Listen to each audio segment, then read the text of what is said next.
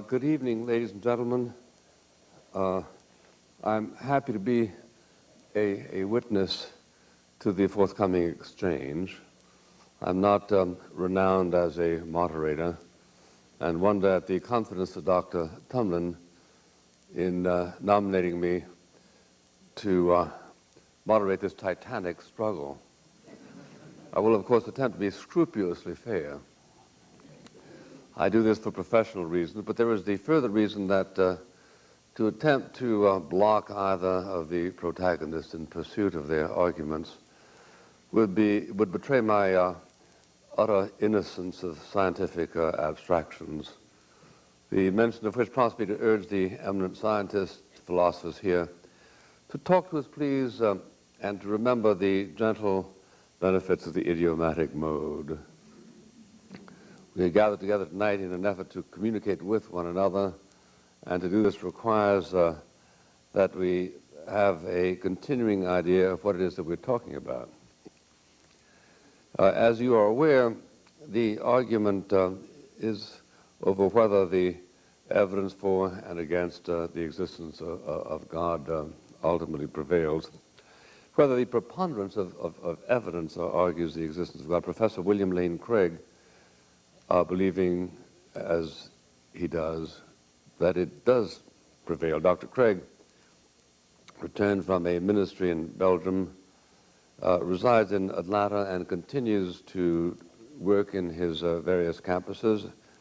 He received his doctorate in philosophy from the University of Birmingham, and a second doctorate in theology from the University of Munich. He has published an astonishing 89 papers in peer-reviewed journals. His latest book is called Reasonable Faith, Christian Truth and Apologetics. On the side of the devil is Peter Atkins. Dr. Atkins' doctorate is in physical chemistry from Lincoln College at Oxford. He also is a prodigious writer, having published 36 peer-reviewed articles, many of them designed to undermine a belief in a divine creator. He is an eloquent and learned advocate.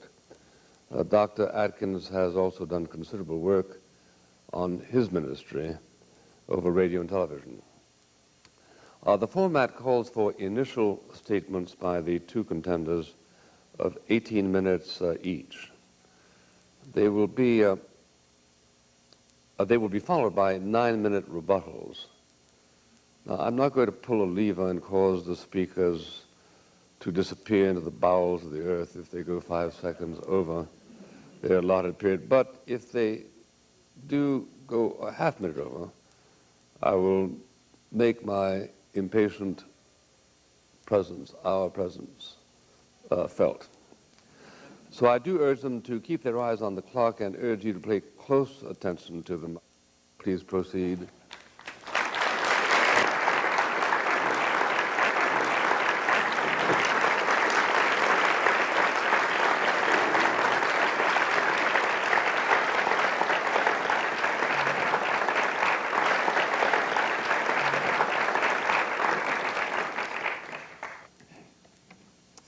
Good evening. I want to begin by thanking the Faith and Science Lecture Forum for inviting me to participate in tonight's debate, and I'm delighted that you have come out on a stormy evening to think about this most important of questions with us tonight. Now, in tonight's debate, we've been asked to address two basic questions. One, what is the evidence for the existence of God? And two, what is the evidence against the existence of God? Now, with respect to that second question, I'll leave it up to Dr. Atkins to present the evidence against God's existence. But notice that atheists have tried for centuries to disprove the existence of God, but no one's ever been able to come up with a successful argument. So rather than attack straw men, I'll just wait to hear Dr. Atkins' answer to the following question. What good evidence is there to think that God does not exist? So let's turn to that first question. What good evidence is there to think that God does exist?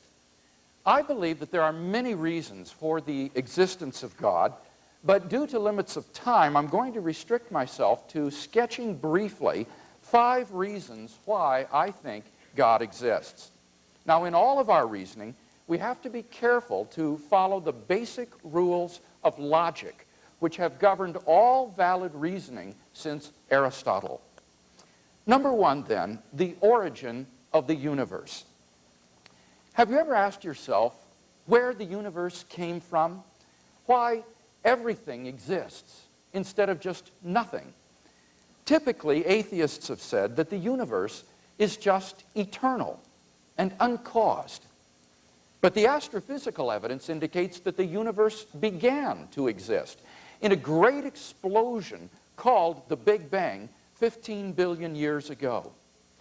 Most laymen do not appreciate that not only were all matter and energy created in that event, but physical space and time themselves. This is of utmost importance, for it implies, as the Cambridge astronomer Fred Hoyle points out, that the Big Bang theory requires the creation of the universe from nothing.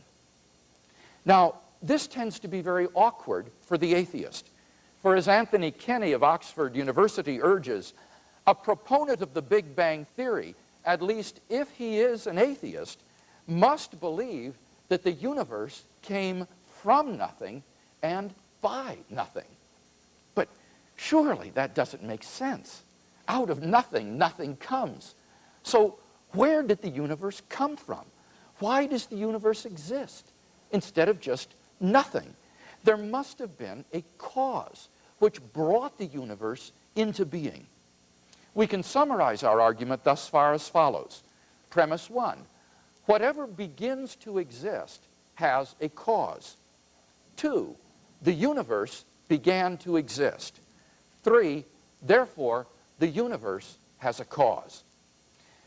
Now, from the very nature of the case as the cause of space and time, this cause must be an uncaused, changeless, timeless, and immaterial being of unimaginable power which created the universe.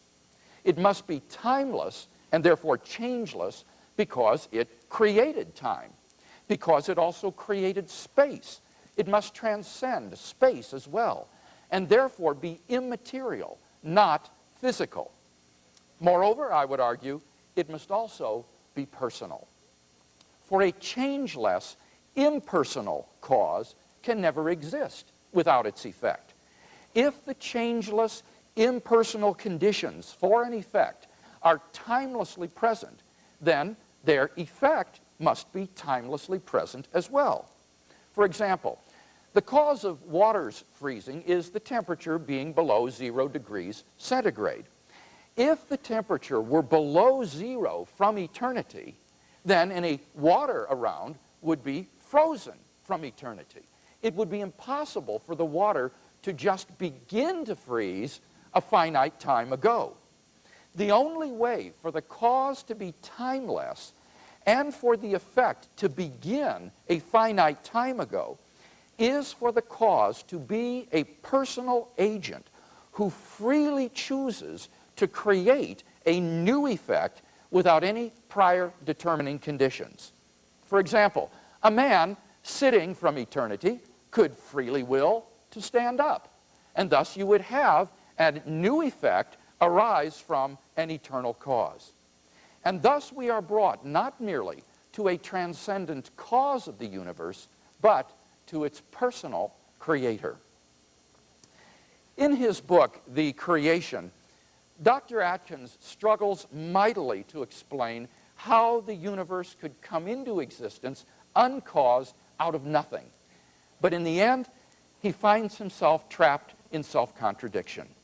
He states, now we go back in time beyond the moment of creation to when there was no time and to where there was no space.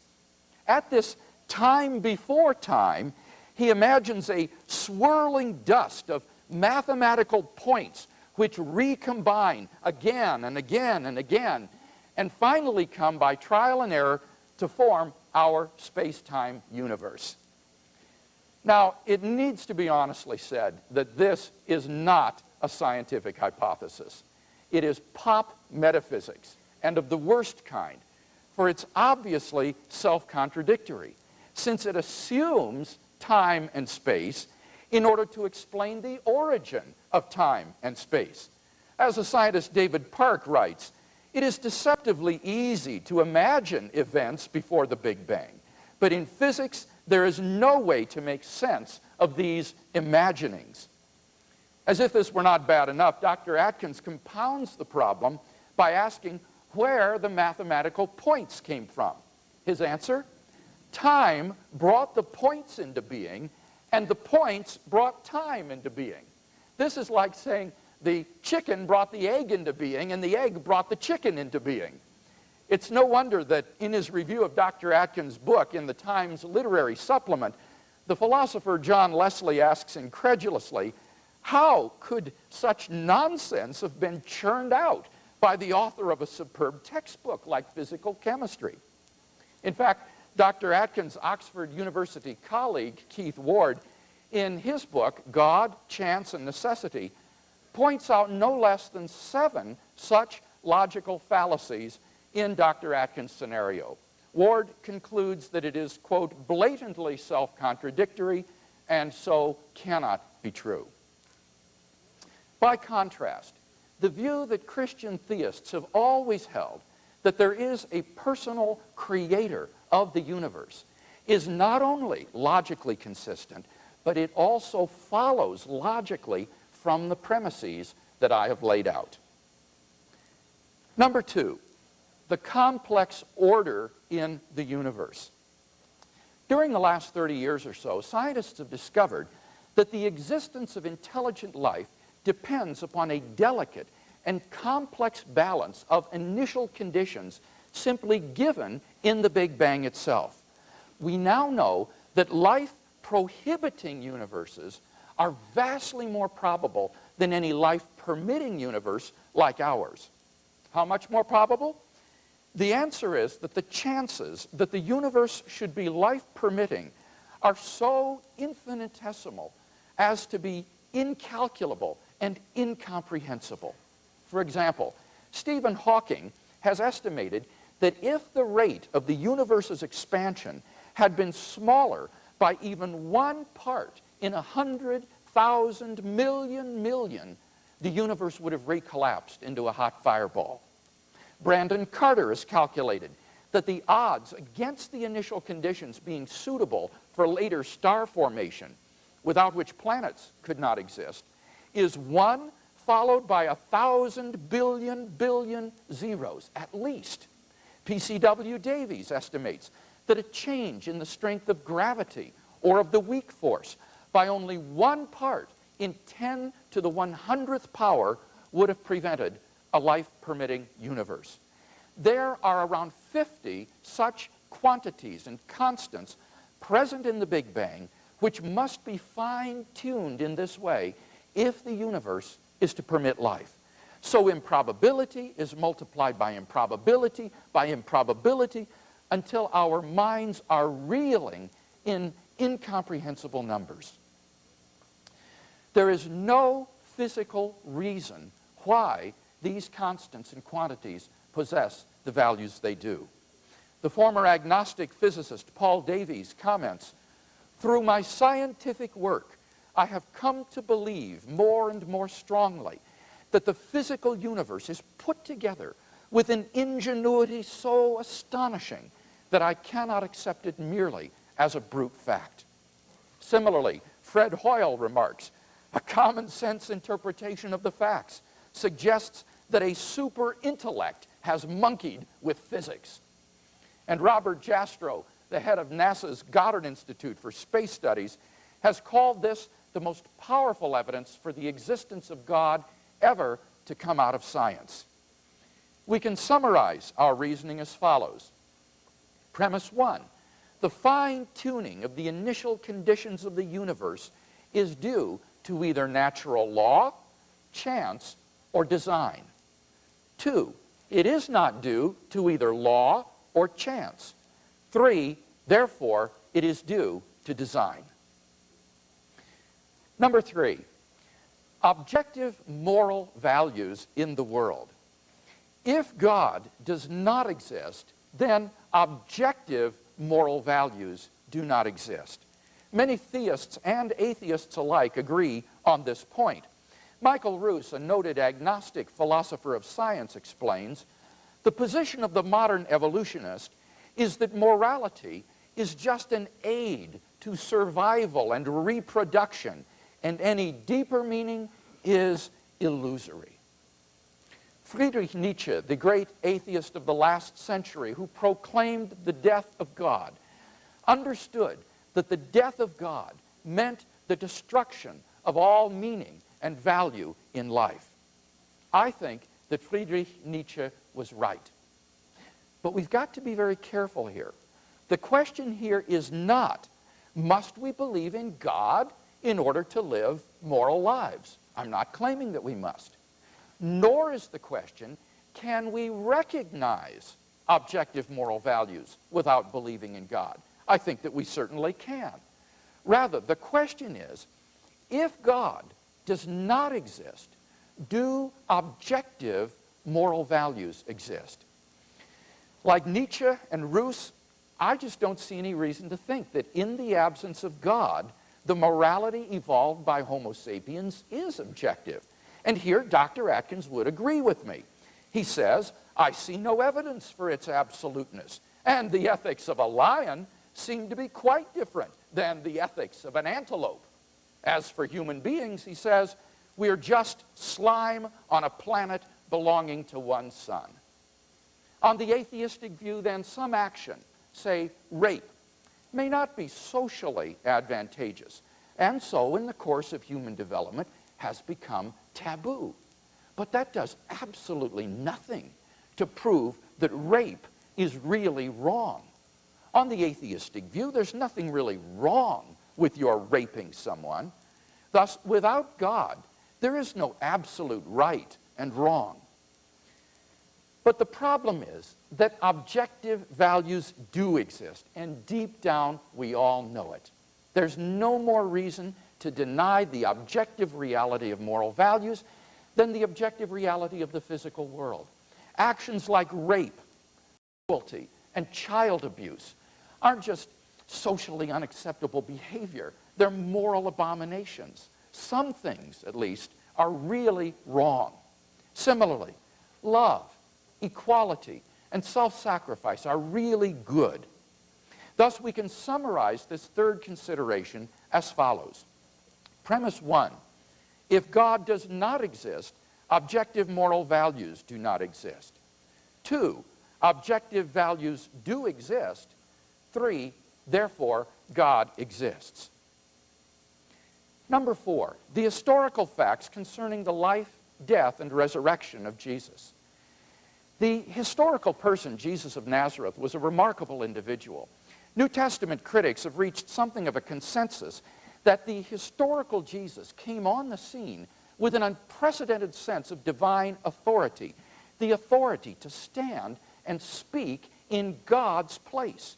He claimed that in himself the kingdom of God had come, and as visible demonstrations of this fact, he carried out a ministry of miracles and exorcisms. But the supreme confirmation of his claim was his resurrection from the dead. If Jesus really did rise from the dead, then it would seem that we have a divine miracle on our hands, and thus evidence for the existence of God. Now, Dr. Atkins says, I know of no evidence that the resurrection did take place. But there are actually 3 established facts recognized by the majority of New Testament historians today, which I believe are best explained by the resurrection of Jesus. Fact number 1, on the Sunday following his crucifixion, Jesus' tomb was discovered empty by a group of his women followers. According to Jakob Kramer, an Austrian scholar who has specialized in the study of the resurrection, by far most scholars hold firmly to the reliability of the biblical statements about the empty tomb.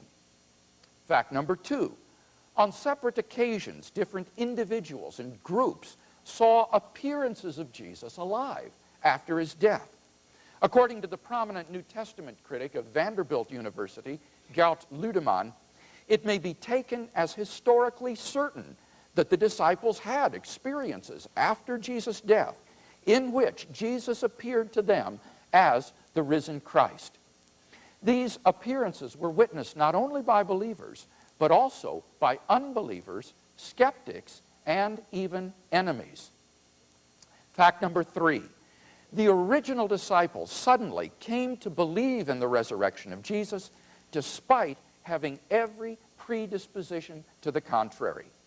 Luke Johnson, a New Testament scholar at Emory University, says, some sort of powerful, transformative experience is required to generate the sort of movement earliest Christianity was.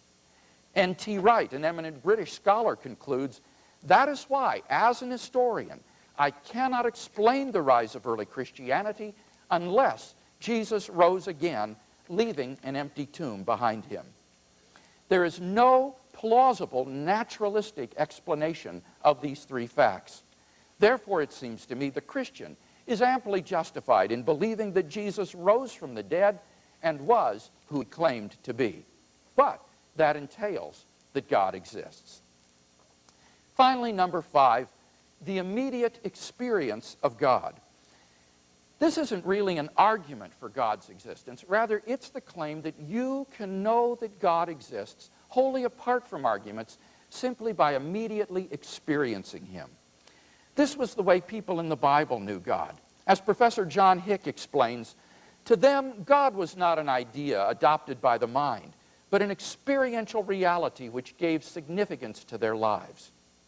Now, if this is so, then there's a danger that proofs for God could actually distract your attention from God himself.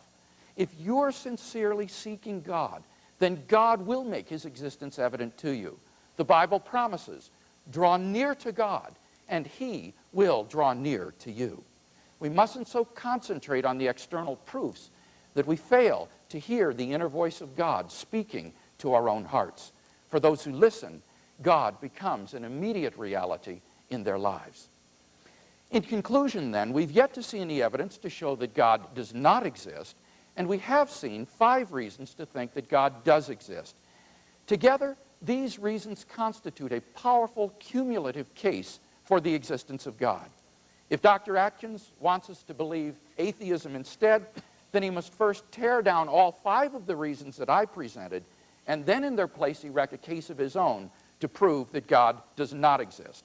Unless and until he does that, I think we can conclude that theism is the more plausible worldview.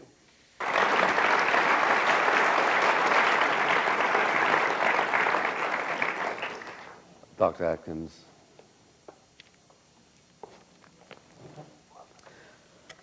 Thank you. It's a great pleasure to be here, and it's always a great pleasure to come to this country. I come from a college in the University of Oxford that was founded 570 years ago when the Lollard heresy was proving a threat to both church and state. And the college was founded, and I quote from the founder's statute, to overcome those who with their swinish snouts imperil the pearls of true theology.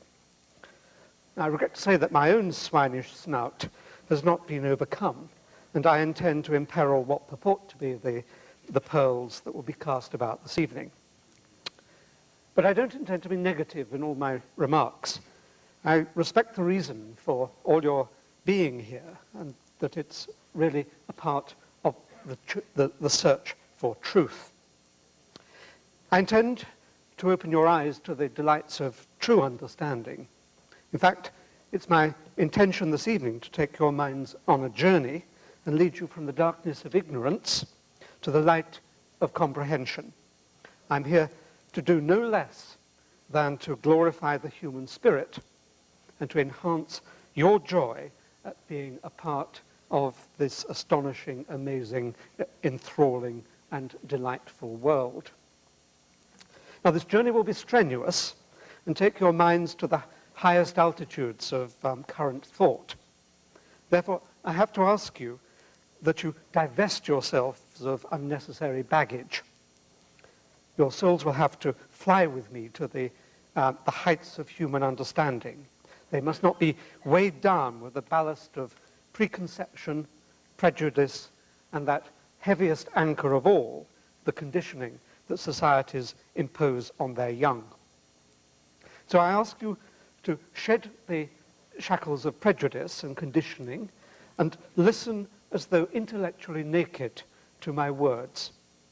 I hope that you will gradually dress your minds in my ideas as I unfold them, and so bring enlightenment to your brains and a bit of joy to your lives.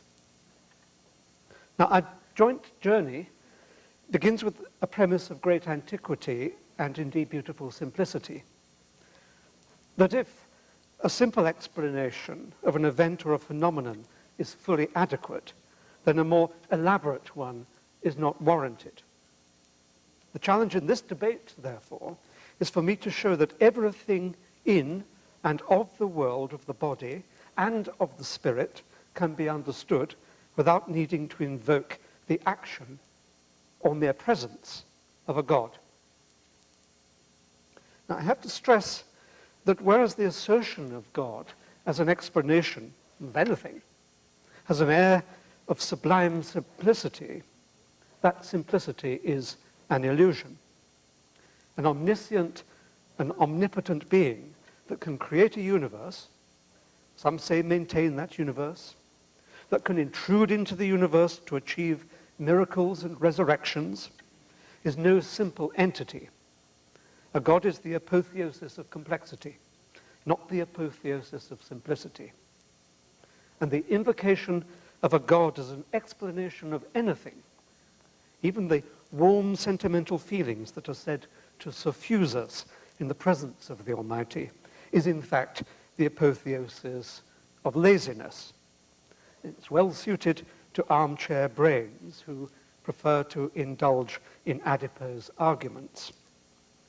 You're not here, I trust, because you're one of those. Now, the invocation of God as an explanation of anything is an admission of defeat and of ignorance, disguised as a pretense of understanding. I've set myself a challenge to show that everything in and of the world of the body and of the spirit can be understood without needing to invoke a God. There's no point in being an atheist, and certainly a scientist, without being rigorously intellectually honest. So I have to set myself an honest target, which is nothing less than complete explanation. Nothing fudged, nothing forgotten. The atheist argument fails if in the end it turns out that the universe had to be designed. It fails if any aspect of it had to be made. It fails if it turns out that there had to be a seed the size of a pea or even the size of a proton. We atheists must not cloud the issue. That's for the religious who do it so admirably and on such a cosmic scale. The atheist argument fails if it turns out that there is a purpose for the world. The atheist argument fails if it turns out that there is an afterlife, that miracles occur, or that a God is necessary to maintain the workings of physical law. The atheist argument begins to corrode if there are aspects of the human condition that science cannot touch, such as the supreme joy of artistic creation. That, then, is the challenge. Nothing less than complete explanation. Therefore, inevitably, I have to disappoint you. Science cannot yet explain everything. It cannot yet tell us what went on at the event we call the creation. It cannot yet provide a theory or even a simulation of consciousness. It would be quite wrong of me to pretend that it could. However, what I can hope to do is to present you with a scientific view of the world, a view that makes a convincing case that science can elucidate the great questions that have for centuries been regarded as religion's own. And with your newly cleansed, deprejudiced minds, you should be able to accept that science provides a richer, more comprehensible, more reliable, more deeply satisfying account of the cosmos than the primitive, pseudo-explanations peddled by well-meaning but scientifically under-informed apologists. I'll deal with the most difficult problem first, creation ex nihilo. The adipose argument is that God did it. That, of course, is the lazy man's elixir, sort of a cocktail made up of a swig of credulity and a teaspoonful of unwillingness to think. In short, it's an explanation that avoids explanation. Science has moved cautiously but steadily towards the provision of a true understanding. I will not bore you with accounts of the events after the Big Bang, which is now universally believed by scientists to be a broadly correct description of the events immediately following the creation. I want to explore whether it is conceivable that science can elucidate the events at the creation, for that is where the atheist stands on the most dangerous ground. Notice that I intend to confront issues, not evade them. Science proceeds by exposing the true simplicity that underlies perceived complexity. Scientists are hewers of simplicity from complexity. I believe that it is possible for science to formulate an account, and it will be a mathematical account, full of precision, full of logical authority, full of the testability that is such a kingly quality of science, of what went on at the Big Bang, when space-time itself and the laws of nature came into existence. Science can already show that a creator had less to do than perhaps meets the eye. Let me present one tiny technical argument this evening. How much electric charge is there in the universe?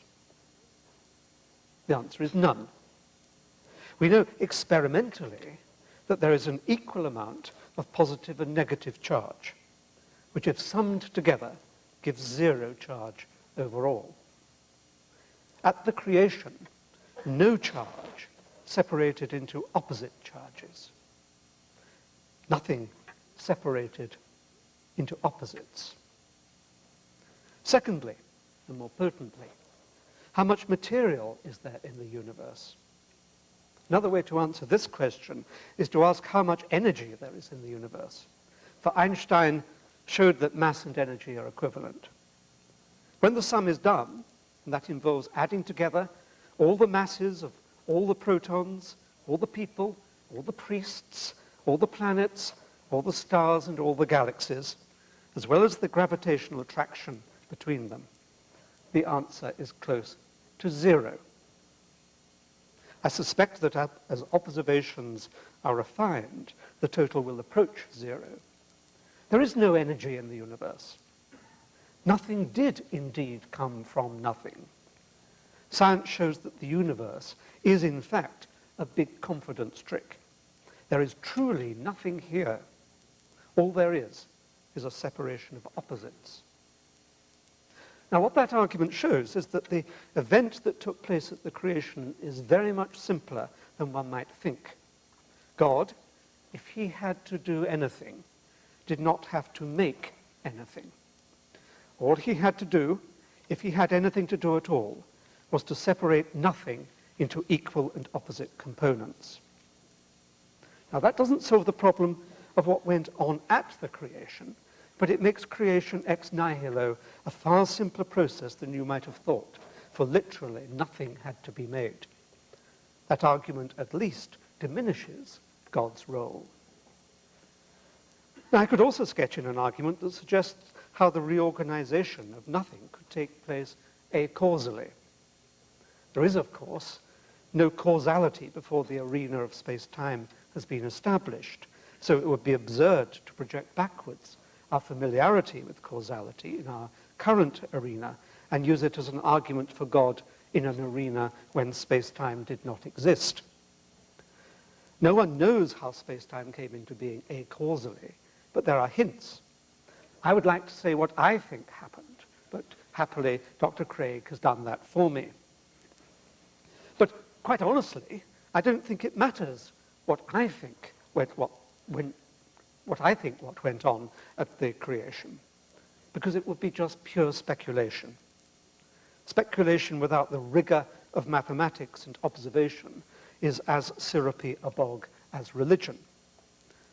All I want to leave you with is the realization that the universe is an engagingly reorganized form of nothing, and that speculative acausal events are capable of seeing it come into being without intervention.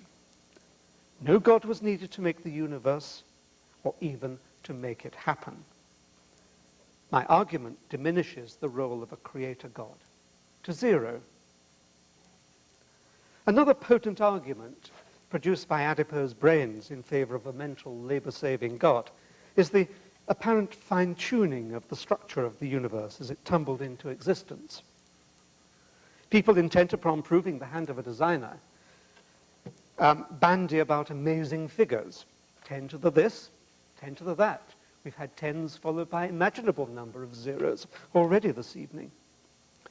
All such calculations are sort of hocus pocus and bunkum. There is no a priori way of calculating the probability of the existence of the universe.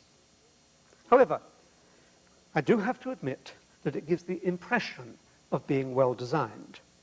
Had I a lazy brain, I would lie back and leave it at that, and accept that design implied designer, and hence a God in one of his disguises. But not having a lazy brain, I look for a simpler explanation. Several spring to mind. One possibility is that by chance the universe tumbled into being with this particular mix of fundamental constants. There's no way of calculating the probability of that, but it would, I concede, be exceedingly remote. Nevertheless, if something can happen, it could happen. Someone wins the lottery. The second possibility is that a universe can come into existence only with a particular mix of fundamental constants. Other universes, some with pi equals 42, others with bright pink electrons weighing a ton, might bubble into incipient existence but collapse again through want of stability or in some way being logically self-inconsistent. A third possibility is that there are trillions and trillions of universes, with trillions more popping up into existence as I speak.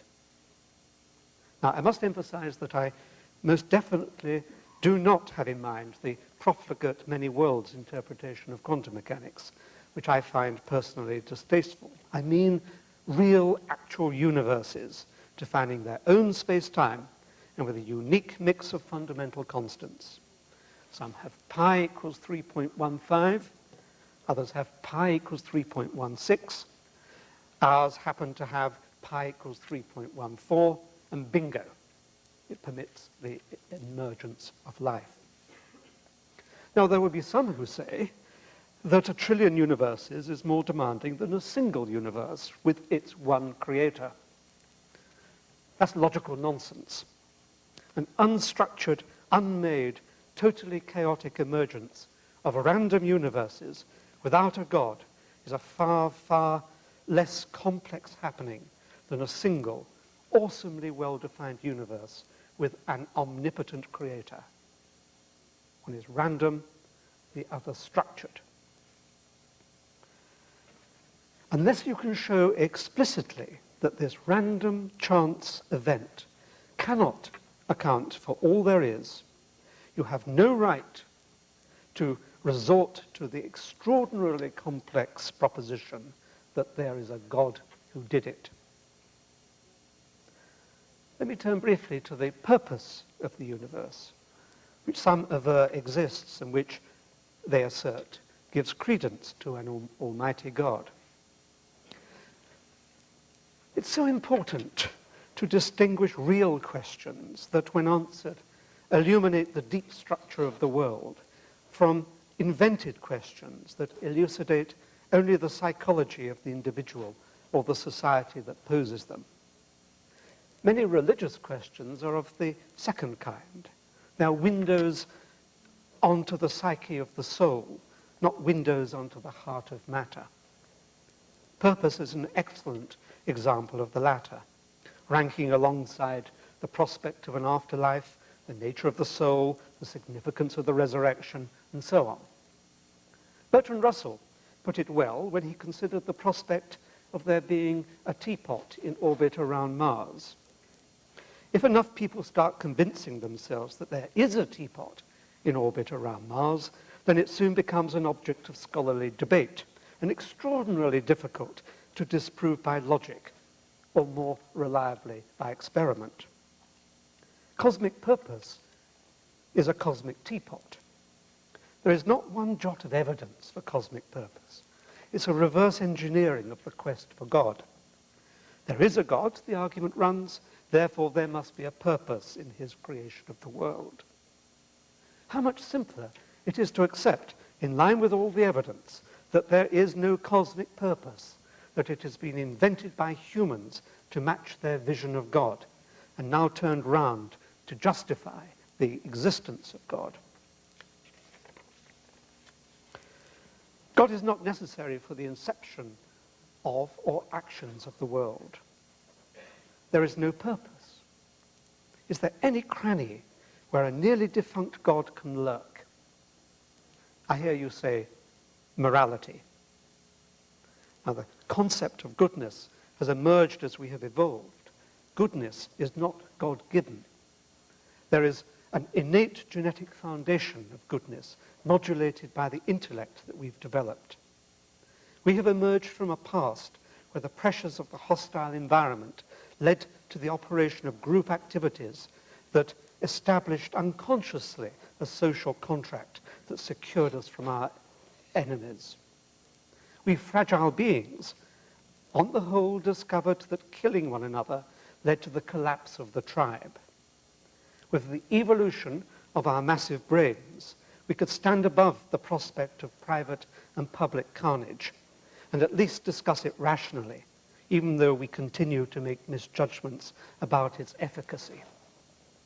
There is no need to see the hand of God in this evolving pattern of behavior, unless you can show explicitly that evolution, allied with intellect, is an inadequate foundation for morality. You have no right to import the concept of God in the third of his disguises. I've spoken long enough this evening, but let me summarize my position. I cannot prove that there is not a God. The perception of God overwhelms any rational argument, for an omnipotent entity is the ultimate chameleon. However, I have tried to argue that the common purportedly rational reasons for believing in God are vacuous, for all the actions that God has been thought necessary for can be achieved without any intrusion into natural order. I ask you to discard your prejudices. Civilization and science have led you on a journey from bewilderment to maturity. It's time to respect the nobility of the human spirit, the awesome power of human comprehension, as expressed in that apotheosis of the Renaissance science. It's time to stand full square in front of this awesomely wonderful world and to accept that we are gloriously, gloriously alone. Thank you.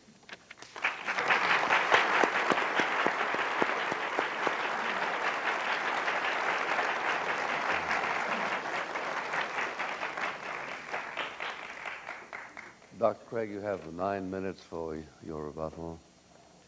You remember I said in my first speech that Dr. Atkins needed to give us some evidence against the existence of God. And I noticed a discernible lack of such evidence in that opening speech. He gave us refutations of my arguments, but he provided no argumentation whatsoever that God does not exist. And he's got to do that if he's going to convince us of atheism. Kai Nielsen, who is an atheist philosopher, recognizes this point. Nielsen says, to show that an argument is invalid or unsound is not to show that the conclusion of the argument is false. All the proofs of God's existence may fail, but it may still be the case that God exists. In short, to show that the proofs do not work is not enough by itself. It may still be the case that God exists. So at best, Dr. Atkins has simply left us with agnosticism tonight. He hasn't given us any good reason in that opening speech to think that God does not exist. Now, he did make a couple of general comments about the nature of explanation. He said that we should prefer simpler explanations to more elaborate ones, and I would agree, all things being equal, that's true. And I would say that theism is a simple explanation in that it provides a unifying view of the world that explains a vast range of data, scientific, historical, ethical, and personal. He says, but it's just intellectual laziness to conclude to the existence of God, to say that God is the reason or the explanation for something. But notice that many of the arguments that I gave tonight were deductive arguments.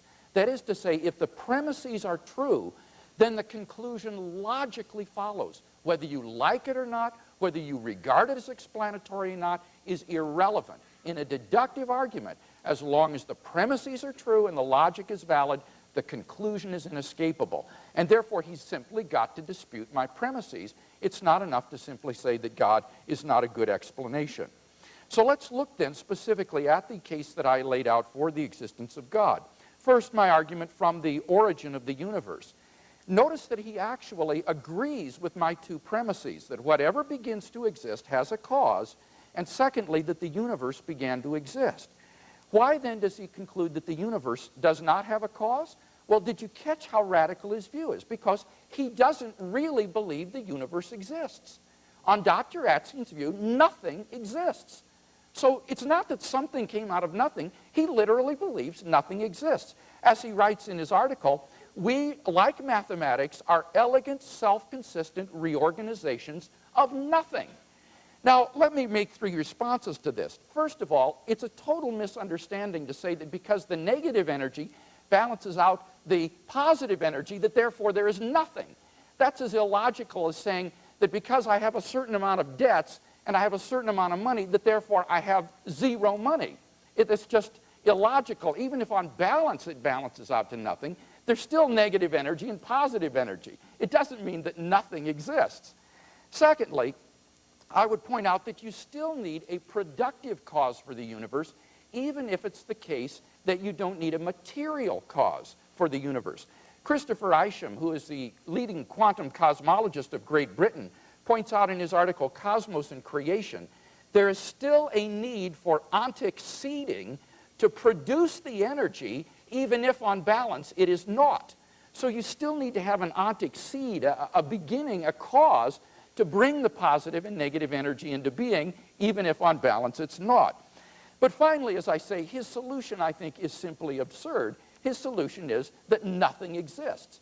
And that's simply absurd. I at least exist. As Descartes said, even when I doubt that I exist, who is there to do the doubting? I doubt, therefore I am. There must be something that exists. So I hope you understand how radical this alternative is.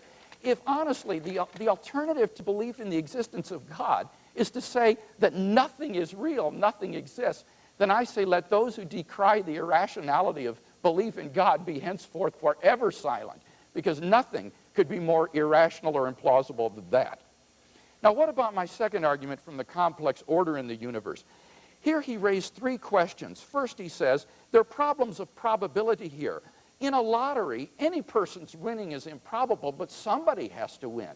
The analogy is a bad one. It's not the improbability of just any universe existing. That's right, any universe is equally improbable. It is the specified improbability of a life-permitting universe existing. The analogy would be a lottery in which there's a billion black balls and one white ball, and you have to reach in and pick out a ball. Now, any single ball you pick is equally improbable, but it is overwhelmingly more probable that whichever ball you pick, it will be black rather than white. In the same way, given the fine-tuning of the initial conditions of the universe, it is vastly more probable that the universe should be life-prohibiting. What is his explanation for the life-permitting universe that exists? Well, he gives two speculations. First, he says, maybe there is only one physically possible universe. It has to be this way. I think that sort of a theory of everything is simply not a credible alternative.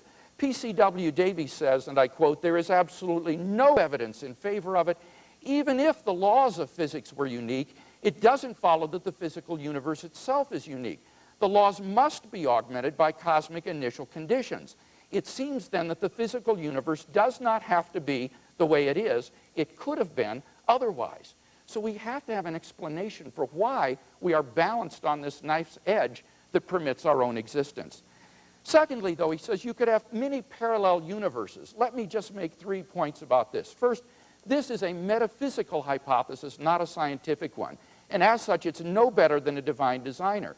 In fact, Occam's razor would say that a divine designer is simpler because instead of positing an infinite number of randomly ordered parallel worlds, you posit one single designer, and that is a simpler hypothesis and therefore to be preferred. Secondly, there is no known way for such a collection of parallel universes to be formed. We've already seen that Dr. Atkins' scenario of universes tumbling into being from prior mathematical points is self-contradictory.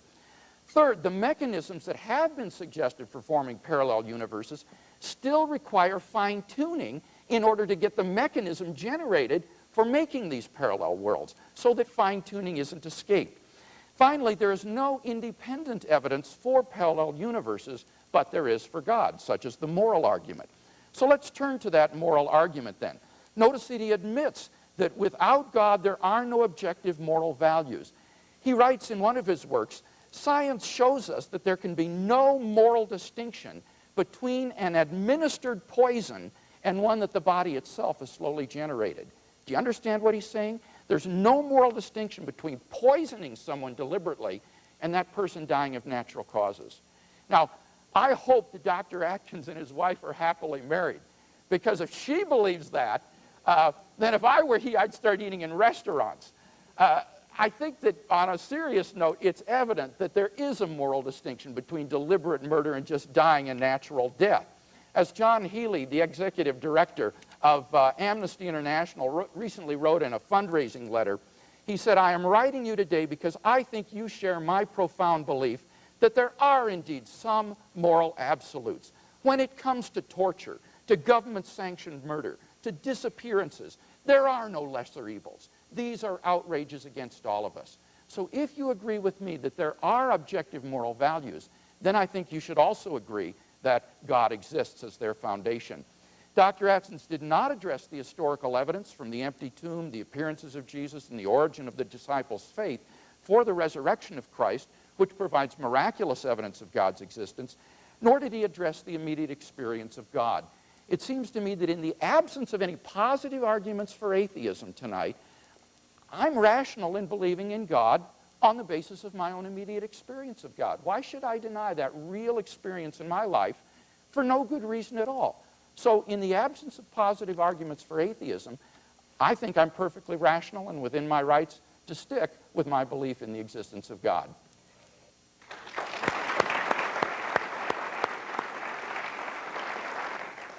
Dr. Atkins.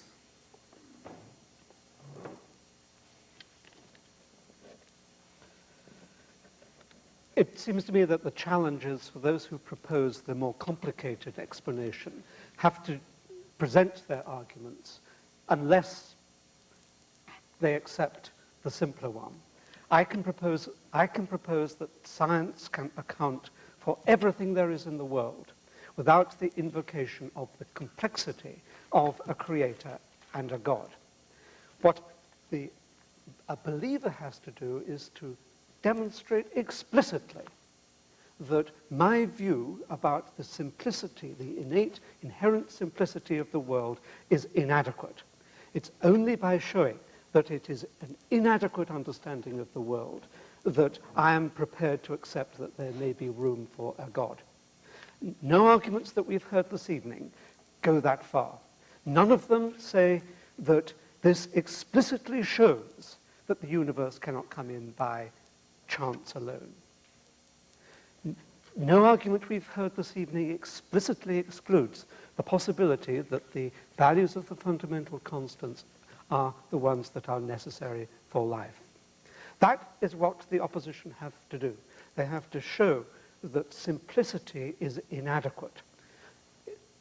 Atheism is the more primitive Of course, you would agree with that. Atheism is the more primitive view of the world, which has to be displaced. It's only through historical accident that the belief in gods, which was engendered by the bewilderment of our ancestors as they dropped down from the trees and were surrounded by forces that they needed to cajole.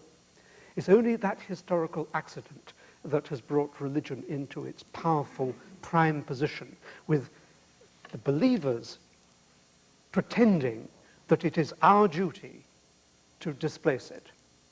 That is not the case. We, from the viewpoint of modern 20th century science, can see our way to accounting for everything that religion purports to explain, but in fact fails to explain, even though it's been trying to explain it for 5,000 years. I'm invited, Dr. Craig says that his arguments will fail if his deductive mode can be argued against. Are his premises false? The origin of the universe. I argued that there was nothing to be made. I did not argue that there was nothing here now. I think it quite right that we should regard the current universe as an elaborate and engaging rearrangement of nothing. There was nothing for God to do. That's a simplification.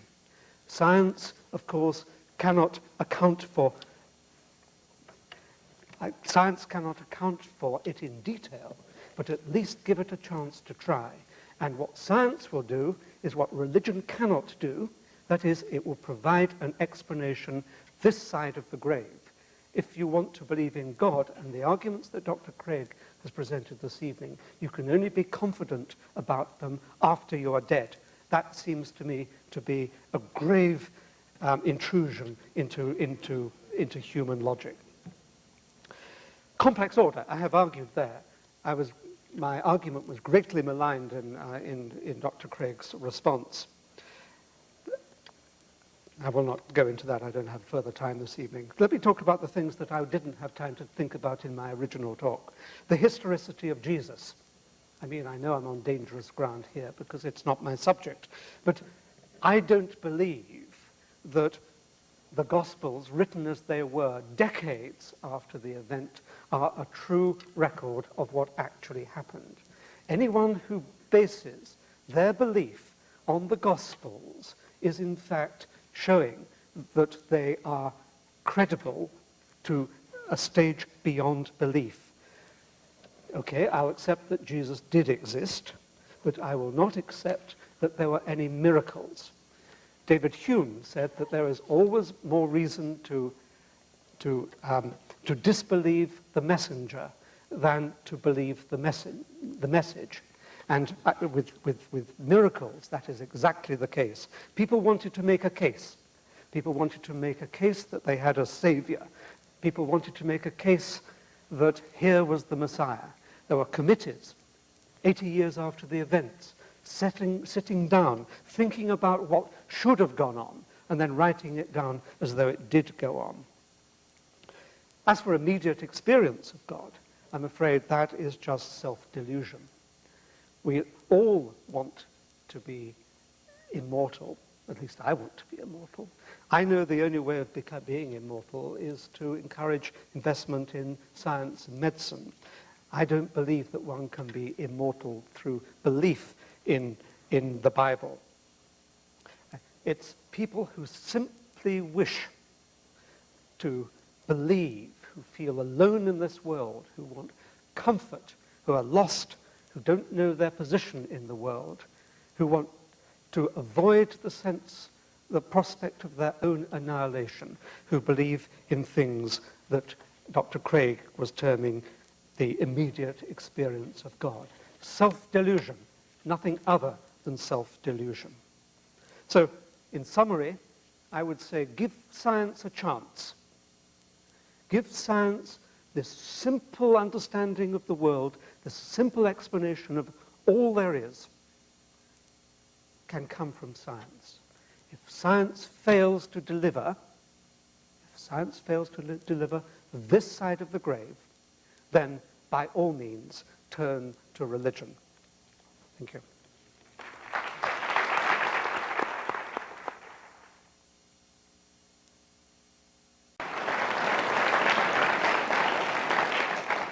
I think it'll be worth our while to spend a little while on the question of agnosticism. That was raised by Dr. Craig. The question was rather graphically put when he said the logician does not require that the existence of something depend on any proffered reasons as to why it ought to exist. That is to say, if something can exist, even when all of the known etymological reasons why it is asserted to exist are approved invalid. So let's begin by asking Dr. Atkins why there is that sense of certitude in his arguments. One can understand why the Christian engages in certitude. You believe or you do not believe. But if you believe that God does not figure in the creation of the universe, why must you assert that when it seems to be so much more persuasive to say there is no reason to believe in God? I, under the circumstances, decline to clutch in with a believer. However, I acknowledge that the question is simply not closed whether one such exists. So tell me, Dr. Atkins, why do you need to affirm atheism rather than to admit the possibility of agnosticism? Well, you have to give intellect its opportunity.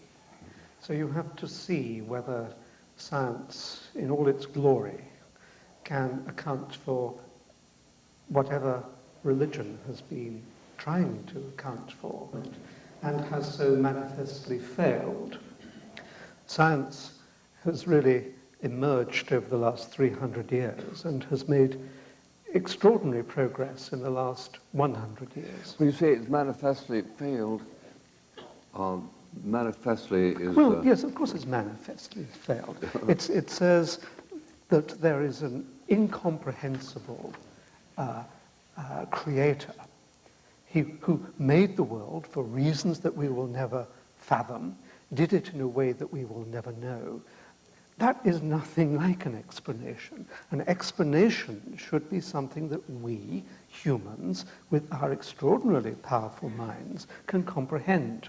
To say that you will never comprehend this explanation annihilates the fact that it is an explanation. No, because as I understand, well, I'll let Dr. Craig speak for himself, the fact that the fact that we will never know does not mean that that which is not known can't in fact exist. Exactly. Say that I mean, better. it just leaves you with agnosticism. That's no proof that there is no such being. Okay, but I think you can prove that there is no God. I mean, it's not a Okay, well, what are your arguments for that? It's not a mathematical proof. I would not. You cannot possibly give a mathematical proof. Well, give of the any kind of existence argument. Okay, here's an any kind of argument. Everything that religion claims a God can do can be accounted for by science. So that's, if you like, the one branch of the argument. So that there is no need, there's no necessity for a God, because science can account for everything. On the other side of the argument is the reasons why people do believe in God. One can understand why people believe in God. It's a sense of being alone. It's a sense of bewilderment. It's a sense of wishing for power over other people. It's the worst of the reasons. It's simply a sense of bewilderment. It's a sense of being alone. And you would know these feelings far better than I, because you obviously believe in them. But there's taken together with a reason why people believe, desperate to believe, together with the fact that you don't need actually a God, in a sense amounts to an argument against the existence of God. Well, I guess I don't see that. I mean, why doesn't that commit the genetic fallacy of trying to say that by explaining how a belief originates, you thereby show the belief to be false? Even if it were true that belief in the existence of God were the product of fear and anxiety and so forth, which I don't for a minute admit, but even if it were, that's simply a genetic fallacy to say that because that's the way the belief originates, that therefore the belief is false. But that's only one half of the argument. I'm not saying that that alone is adequate, and I'm not saying that the fact that science can account for everything alone is also adequate. But taken together, the fact that science is omnipotent, and the fact that I can understand why people like you desperately want to believe in God, that is an argument against the existence of God. But two fallacious arguments put together don't make a sound argument, right? They are, but two legs are support. Yes, but the legs have to be sound. I mean, But these are sound. I mean, I'm arguing both the sufficiency and the necessity. The first argument only, if granted, which I don't grant the premises, but the first argument only prove that it's not necessary to believe in God in order to explain certain things. That doesn't prove God doesn't exist. The second argument commits a genetic fallacy of saying that because you can explain how people come to believe in God, that therefore God doesn't exist. Neither of those warrant the conclusion, therefore God doesn't exist. No, I did not say that it was going to be a mathematical proof. No, but it is valid in the sense that there is no need for a God. I mean, everything in the world can be understood without needing to invoke a God. You have to accept that that is one possible view to take about the world. Sure, that's possible. Okay. But do you deny that science cannot account for everything? Yes, I do deny that science So what can't it account for? Well, had you brought that up in the debate, I had a number of examples that I was going to give. I think there are a good number of things that cannot be scientifically proven, but that we're all rational to accept. Let me list 5. Logical and mathematical truths cannot be proven by science. Science presupposes logic and math, so that to try to prove them by science would be arguing in a circle. Metaphysical truths, like there are other minds other than my own, or that the external world is real, or that the past was not created 5 minutes ago with an appearance of age, are rational beliefs that cannot be scientifically proven. Ethical beliefs about statements of value are not accessible by the scientific method. You can't show by science whether the Nazi scientists in the camps did anything evil as opposed to the scientists in Western democracies. Aesthetic judgments, number 4, cannot be accessed by the scientific method because the beautiful, like the good, cannot be scientifically proven. And finally, most remarkably, would be science itself. Science cannot be justified by the scientific method. Science is permeated with unprovable assumptions. For example, in the special theory of relativity, the whole theory hinges on the assumption that the speed of light is constant in a one-way direction between any 2 points A and B. But that strictly cannot be proven. We simply have to assume that in order to hold to the theory. But you're missing the whole... So put that in your pipe and smoke it. Yeah, okay. Yeah. So none of these beliefs can be scientifically proven, and yet they are accepted by all of us, and we're rational in doing so. But what you have to accept is that science is a network of, it's a reticulation of ideas, that there's an interaction of ideas that come from a wide variety of sources, that in order to understand the very large, one has to, in fact, understand the very small. It's a network of ideas which, where they flow together, do not annihilate each other, but support each other. Science is, in a sense, a self-consistent way of looking at the world, and in that sense it gets its authority.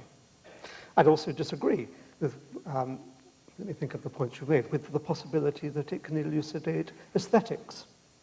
I see no reason why it can't at least begin to show why we regard some sounds, some chords, if you like, as attractive, whereas dissonances are unattractive. I think it's quite possible for us to anatomize a picture. We can see why, say, the golden section is attractive in a sense, We might not be able to look at this stage in our understanding of aesthetics and say that the Mona Lisa is the most beautiful thing on earth, but at least we can begin to analyze our perception of beauty. But you and see, you will only get a full appreciation of the of aesthetics and religious belief and all that other stuff when one has a full understanding of consciousness, which is the most important, outstanding problem in current science. Those are not, however, themselves aesthetic judgments that you're talking about. Those are judgments about why we perceive something to be beautiful and ugly, but that is not itself an aesthetic judgment. It's like the ethical. I think it's quite possible to build a machine that decides whether a particular chord is pleasant or unpleasant. But you'd have that to is an trust the aesthetic. machine. No, you wouldn't. You would have to train it, just as we are trained, just as we live up in a world full of Western music and a Japanese grows up in a world full of Eastern music. Yeah, so we you are actually change by a kind of neuronal network. We're instructed by conventional arrangements. Yeah, but aesthetics is largely convention. Just as ethics is largely convention. Those are statements which are not scientific statements. Those are philosophical statements about these subjects, which cannot be justified scientifically. But you can explore the origins of ethics. You can explore the origins, the evolutionary origins of ethics, and see that they are conventions that have emerged under genetic control in part, but also by the application of our massive brains. At best, that would show how moral values... Next, after you finish this. All right. That would at best show how moral values are discovered, but it would not show that, therefore, moral values are invented or are mere conventions. That is a statement that is a philosophical statement that goes beyond the realm of science. Now, I want to, hardly to change the subject, but I don't want the entire half hour to go without having some recognition of Christ. Now, David Hume, as we all know, said that it is easy to believe that human testimony has erred and that the laws of nature were suspended. Now, he said that athwart X amount of evidence, that the laws of nature have been suspended. You cited some instances of it. Let me ask Dr. Atkins this. Does your rooted position require that under no circumstances should the laws be suspended, so that, for instance, the recorded testimony of 100 scientists at Lourdes, that certain inexplicable cures actually happen, inexplicable by the laws of nature. Do you simply take the David Hume position that there has got to be an errancy in human testimony because you are a priori committed to these possibilities? No. I think if you think of miracles at Lourdes, there are two possible explanations. One is that the reporters are liars, which is the Hume position. And that, of course, is quite likely to be the case, but is not the only possibility. The other possibility is that some kind of cure did take place, which the doctors who are reporting that they didn't understand what went on simply didn't understand. I believe that anything that has been reported reliably, anything, can be interpreted scientifically within the framework of modern science. Now, Dr. Craig, you believe that the testimony to the resurrection of Christ is something which is historically impossible or simply difficult to contradict? I wouldn't say impossible. In matters of history, we don't talk in terms of absolutes, but I would say that there are those three established facts which... They're not established facts. I'm sorry, they are repetitions of what is written in the Bible. Well, insofar as you say that, Dr. Atkins, you disagree with the majority of New Testament historians who say that these facts do belong to the portrait of the historical Jesus. But most of the historians of the New Testament are believers themselves and are desperate for it to be true, and they make it true by assertion. I think that's a very naive view of New Testament criticism They certainly today. cannot prove that it is true. Not in the sense of a mathematical proof, but in the sense of a historical proof. Can we prove that Caesar was killed? Well, exactly. It's the same sort of No, proof we're it's talking not about. that there were real witnesses to Caesar's death. And on the day that it happened, there were no witnesses that On the day that it happened, the reported heaven what struck. happened. On the day that Jesus purported to die. Now, you're not denying that the crucifixion of Jesus was therefore a historical fact, are you? It's quite likely he was crucified, at least someone was. Yes, okay. And now, was he then buried by Joseph of Arimathea, as the Gospels report? Well, that's what they wrote 80 years later, but I can't remember Not 80 who years. buried my mother. Uh-huh. Well, But- maybe there was no reason to memorialize that burial. I think it's important to understand that the New Testament critics who look at the New Testament are not, as you say, these biased believers desperate to believe in this. German New Testament criticism, which I have done my doctoral work in, is enormously skeptical and enormously influenced by the same anti-miraculous presuppositions that you evinced. And yet, the majority of critics today have found themselves driven to accept the facts of the empty tomb, the appearances of Jesus. And the appearances of, there were 87,000 appearances of Elvis last year, weren't there? I don't think that... Princess Di, I mean, Yes. Princess Diana is going to be the next person to be No, wait, but now are you admitting, though, now that they did have these experiences of appearances, but that they were hallucinations? I can believe that there are two possibilities. One is that they were hallucinations, that they really so missed their leader that they were desperate to see him, and they just invented this sighting. The other is that it's just a straightforward lie. You know of 12 people who are prepared to commit their lives to the apparition of Elvis, even to the point of suffering hideous deaths?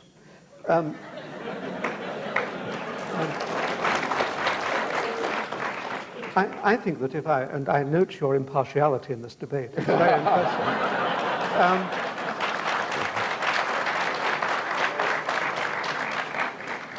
Well, I think that if I took 12 simple fishermen wandering around the banks of Galilee, I think that they would look for something that they could devote their lives to. These were simple like folk. Paul. He wasn't one of the 12. But, let me pick on you. That's better. About Dr. time Craig. with a real question, too. Why, if everything you say is correct, doesn't the implicit logic of what you say totally command the academic community? Why is there so much skepticism if what you say is, to use his word, so manifestly correct? Well, I never said it was manifestly correct. I think you can argue about any of these points, but I think that on balance, the premises are more plausible than their negations. Take the first argument that I gave. Whatever begins to exist has a cause. The universe began to exist, therefore the universe has a cause. It seems to me that only a presuppositional antipathy toward theism would cause someone to reject those premises. Well, this strikes you as extremely clear. Why doesn't it strike other people as extremely Well, clear? as I say, I think some folks have an antipathy toward Like his? theism, like Dr. Atkins. I mean, it's so evident that he's got his mind made up when he said, what are the possibilities for explaining these resurrection appearances? The possibilities were lying or hallucinating.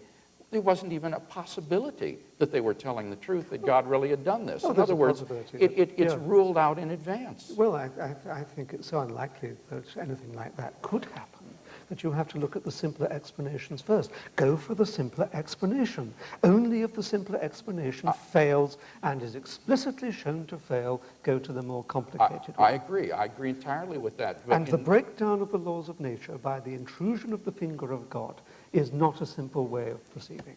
That you're misusing the criterion of simplicity. That's not what simplicity means. It means don't multiply causes beyond necessity. And in this case, the hypothesis that these men were lying or were hallucinating is simply implausible given their willingness to die for their beliefs, which shows in sincerity, People have been and giving willing the un-Jewish nature of the belief that they came to hold, which couldn't have been the product of their own imaginations. People go for a living death by throwing themselves into nunneries and into monasteries. But they believe that it's true. They believe it's true, but All they're right. wasting their lives because of it. But the point is that they really sincerely believe it. They're not lying. And that was Yeah. the point that was being made here before. And so these 12 fishermen also believed it. Okay, so you're willing to admit they weren't lying. I can accept that if it is true, then it is possible that they were not lying. Okay, so then But that... these were simple-minded people. And they were surrounded by miraculous events said to be going on. Maybe they just wanted to join in for the notoriety of being involved in amazing events. But There were people who were bored. You think that There wasn't much to do in Palestine at the time. So they invented the resurrection of Jesus and endangered their lives because they were bored? Well, a committee invented it 70, 80 years after the event. Well, that's impossible because we have information from Paul's letters that date within 5 years after the crucifixion of this belief in 1 Corinthians 15:3. So it's impossible to talk about 70 years later. This belief flourished within But you a few don't deny years. that the Gospels were tampered with. I do deny that, of course. We have the Gospels. I took Greek so that I could read them in the original texts. And the original text is reconstructed to within 99%. Indeed. What was the word you used? The original Reconstructed. text. They were reconstructed. Yes, They're not textual reliable. criticism. No, are you suggesting that the text of the New Testament that we have today, it does not faithfully represent the Greek text as it was originally written? I'm claiming that the Gospels are not a correct representation of what happened 70 or 80 years before they were written. 70 or 80 years before they were written. When was the first Gospel written? Generally, it would be said around AD 70, I think Indeed, earlier. that's what I mean, 70 or 80 Okay, years. but that would be after the birth of Christ. Jesus died in AD 30. We only have 5 minutes, Okay. which is all the time we can give to the New Testament. Let's find out about this poison business. I thought that was extremely interesting. I don't remember writing that. What was Yeah. that? I have, Did he have it in my misrepresent you? briefcase. Did Dr. Craig misrepresent you when he said that in your treatment of poison, you don't distinguish the administration of poison from simply the event of the end of life? I honestly don't remember writing this, but if you say I wrote it, Yeah, I have it in my maybe I was briefcase. hallucinating at the time when I wrote it. Well, I think the point was that whether a person dies because someone's administered poison to him or because the body just forms its own poison because it's ill and dies, Yeah. that you said there's no moral distinction. But that is clearly transgressing the bounds of science. that's Science nonsense. could prove that there... But those are your words. Well, it's so you say, but I think they're nonsense now. Oh, well, all right. I do too. If it's what I wrote, then I think it's nonsense. All right, They're all right. obviously taken out of context. Have we concluded that one? I guess. Okay, well, then let's broaden it a little bit and get on the question of whether, defend this proposition, Dr. Craig. You said that in order to believe in moral absolutes, you have to believe in God.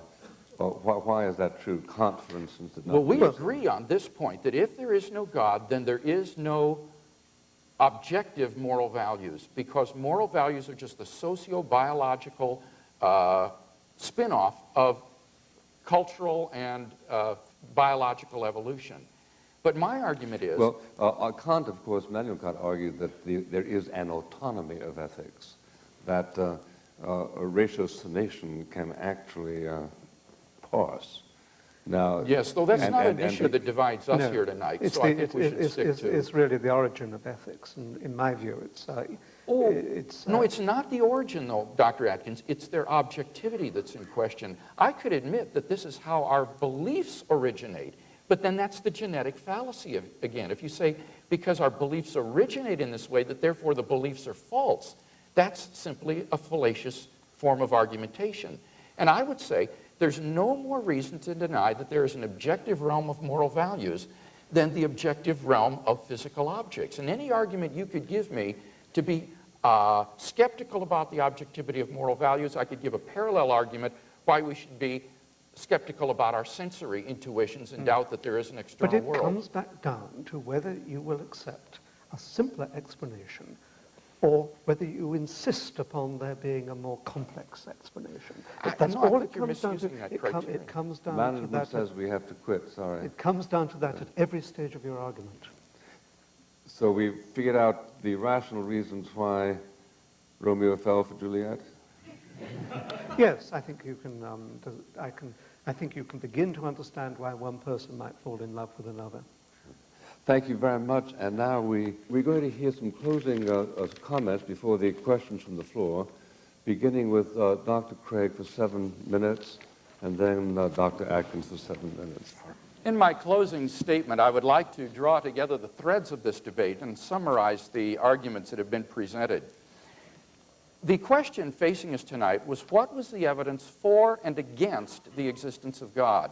And I think it's been very evident in tonight's debate that Dr. Atkins, by his own admission, has been unable to shoulder his share of the burden of proof in providing any argument, any evidence against the existence of God. He's only been able to argue that the God postulate is unnecessary or that my arguments do not prove God. But remember, as Professor Nielsen stated, the failure of an argument to prove a conclusion doesn't show that that conclusion is false. So even if all my arguments fail, at best we're left with agnosticism. And we have not heard any evidence tonight that God does not exist. Now, what about the arguments I gave that God does exist? Well, I think that these arguments still stand. First, the argument from the origin of the universe. We saw that Dr. Atkins agrees that whatever begins to exist has a cause. Secondly, the universe began to exist. He agrees. He doesn't agree that the universe has a cause, however, because he doesn't think that the universe exists. He thinks there is nothing.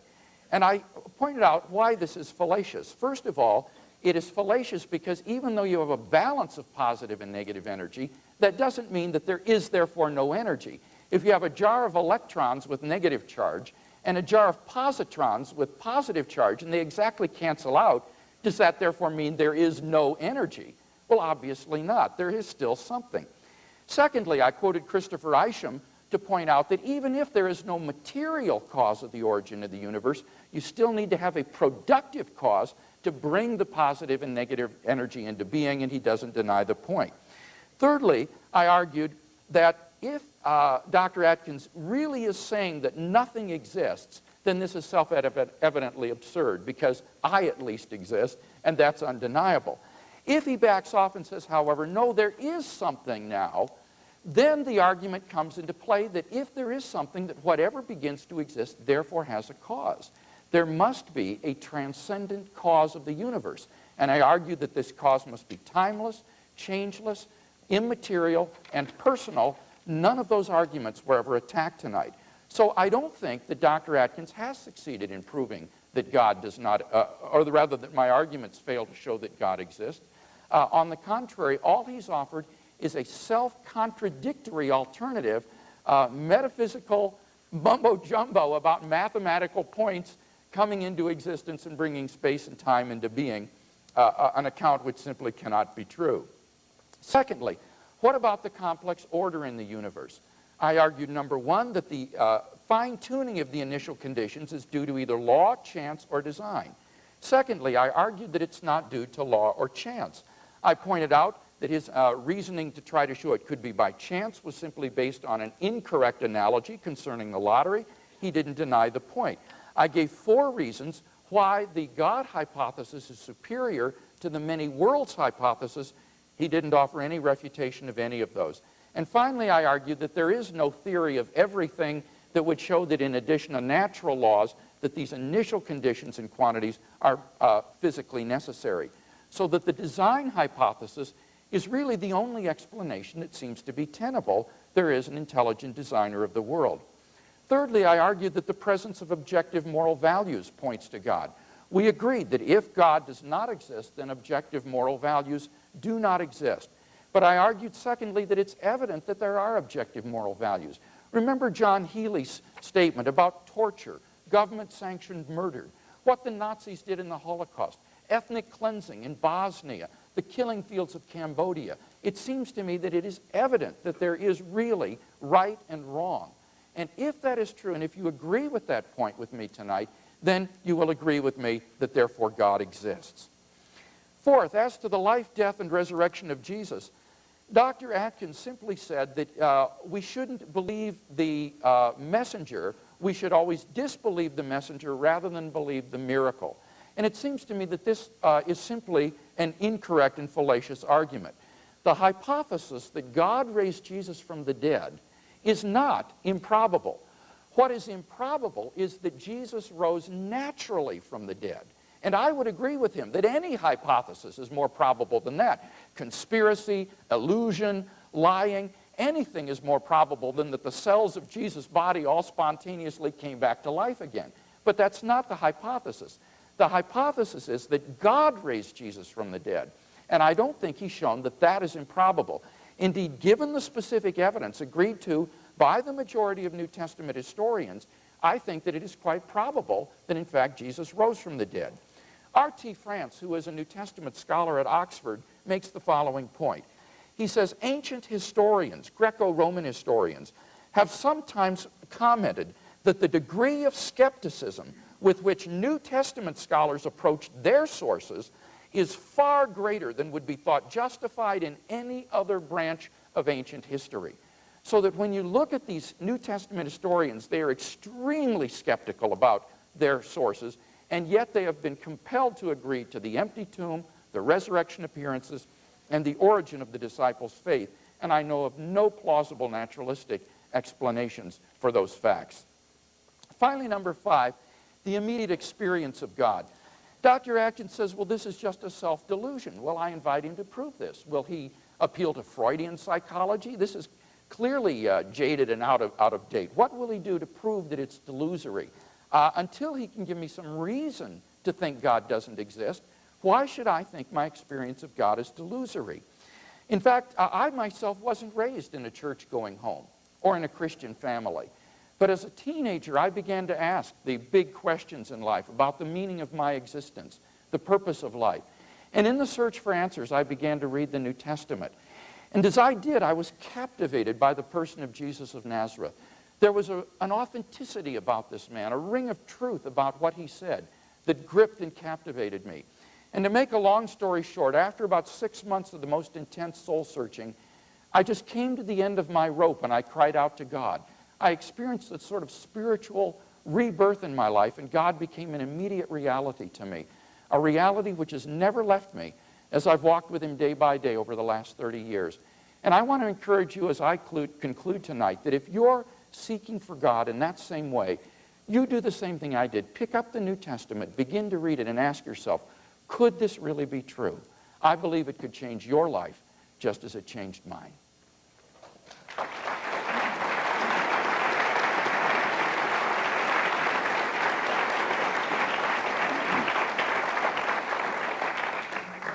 Dr. Atkins.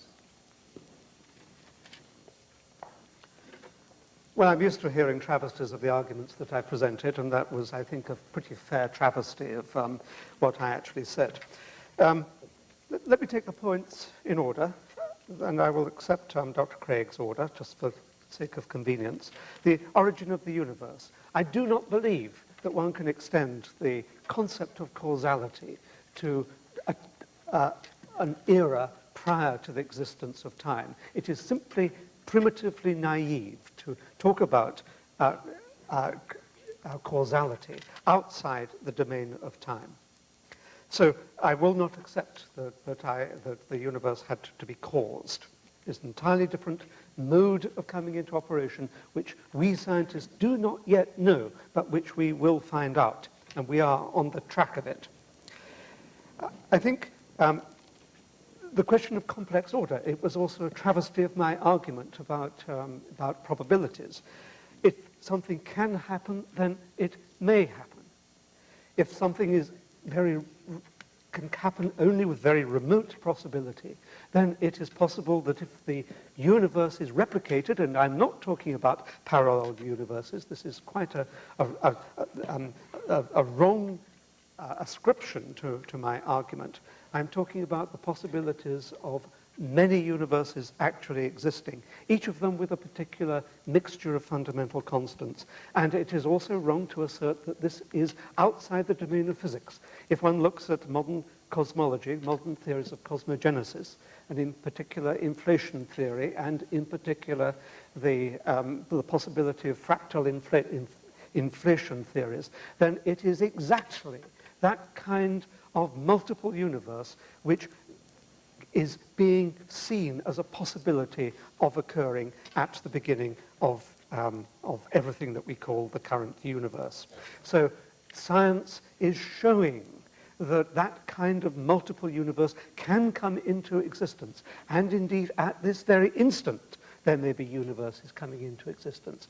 It is impossible and improper to deny the power of what science is revealing, even though science may be revealing extraordinary things, on the basis of homespun philosophies and familiarity with what goes on in one's backyard. Science is exposing a much more subtle basis to the universe than can be dreamt up in the farmyard.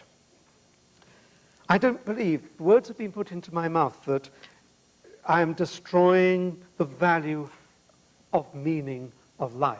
I deny that absolutely.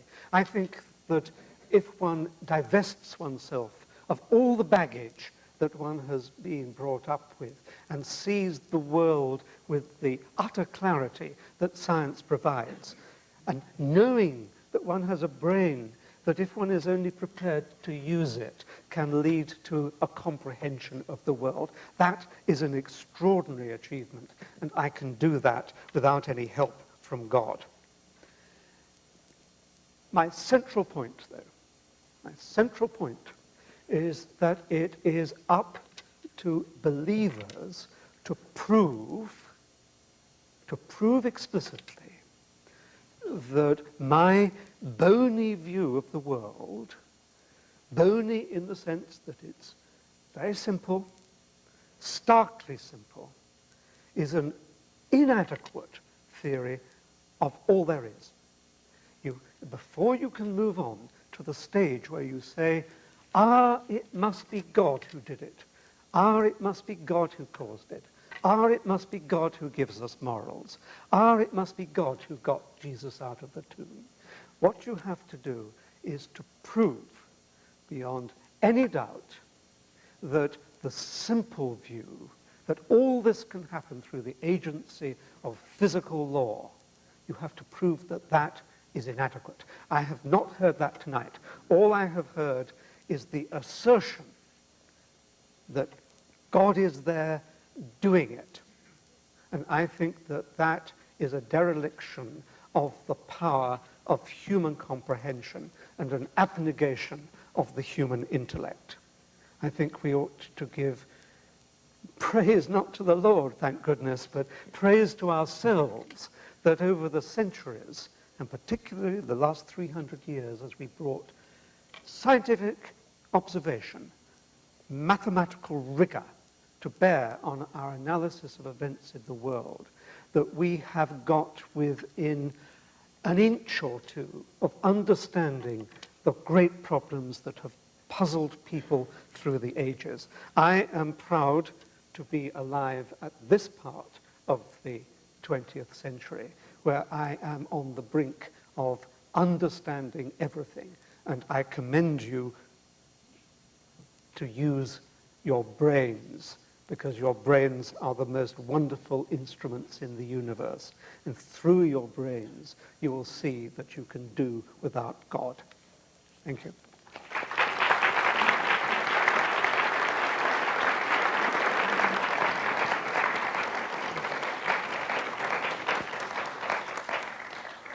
Ladies and gentlemen, we're now going to have questions from the floor. So let's have a question for Dr. Craig.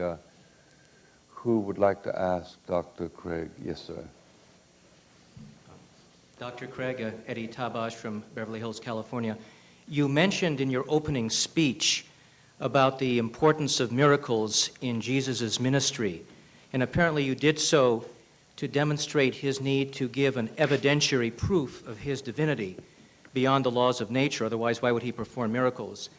If our entire salvation is dependent upon accepting Jesus, why does God act in such a hidden fashion today? Why not 2,000 years later give us miracles? Part a few oceans, fire and brimstone a few cities, maybe a few flaming chariots.